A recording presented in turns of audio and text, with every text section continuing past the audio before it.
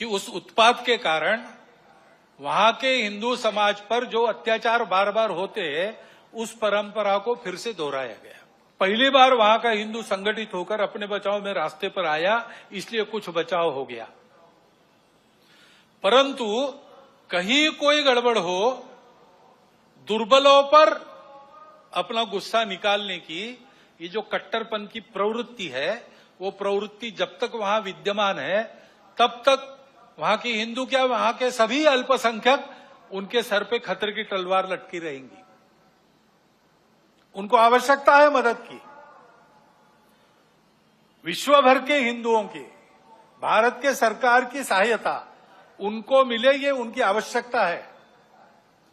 परंतु इससे ये ध्यान में आता है, और ये ध्यान में आना चाहिए, हिंदू समाज के भी ध्यान में आना चाहिए कि दुर्बल रहना अपराध है।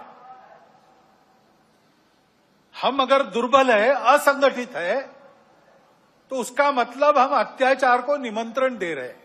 नहीं है वहां कोई जबरदस्ती विविधता आरोपित करके हम विविध है इसलिए हम अलग है, हम विविध है इसलिए हम एक नहीं है, हमारे स्वार्थ अलग है।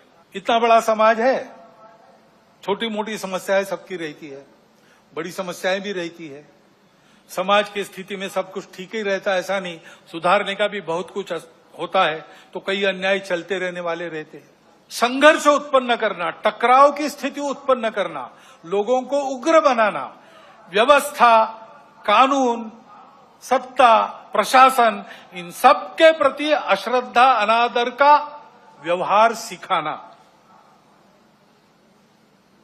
इससे उस देश पर बाहर से वर्चस्व चलाना आसान होता है।